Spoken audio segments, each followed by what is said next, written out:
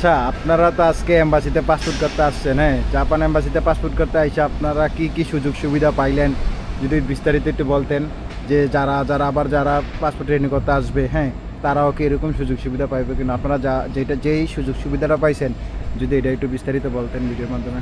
সুযোগ সুবিধা বলতে আমি এর আগে সিঙ্গাপুর ছিলাম, সিঙ্গাপুরের এম্বাসির ব্যবহার এবং এখানকার এম্বাসির ব্যবহার অনেক ডিফারেন্স। কারণ সিঙ্গাপুর দেশ হিসাবে ওদের ব্যবহার একটু মানে এত ভালো না, কিন্তু এখানকার ব্যবহারটা ভালো, যা অনেক ভালো লাগলো। সুযোগ সুবিধাও ভালো এবং মোট কথা দেশের মানুষ দেশের সাথে আচরণ ভালো করলে সব থেকে বেশি ভালো লাগছে আমাদের। হ্যাঁ, অনেক ভালো লাগছে। যাক, তাহলে আমরা সিঙ্গাপুরের এক্সপিরিয়েন্সটা জানলাম, এখন আমরা জানবো যে মালয়েশিয়ান এক্সপিরিয়েন্স। মালয়েশিয়া আপনার বাংলাদেশ এম্বাসির এক্সপিরিয়েন্সটা যদি আমাদের সাথে একটু শেয়ার করতেন। মালয়েশিয়াতে পাসপোর্ট করতে গেলে দালাল এই সেই অনেক ঝামেলা, আর এখানে তো দেখলাম জাপানে কোনো কিছুই না। যারা জাপানে আসছেন পাসপোর্ট করবেন আসবেন, খালি আধা ঘন্টা 20 মিনিটের ভিতরে কমপ্লিট হয়ে যায়, চলে যাওয়া যায় পাসপোর্ট করা।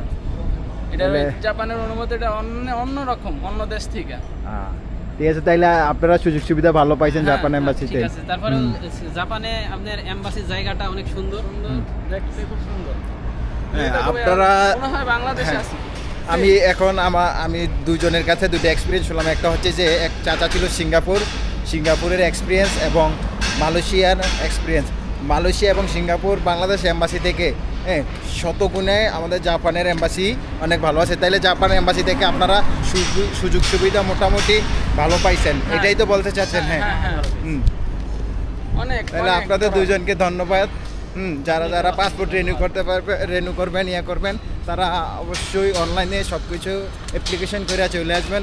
আসলে আপনারা সুযোগ সুবিধা ভালো পাবেন এবং কাগজপত্র সব কিছু নিয়ে আসবেন, আসলে আপনাদের কোনো সমস্যা হবে না।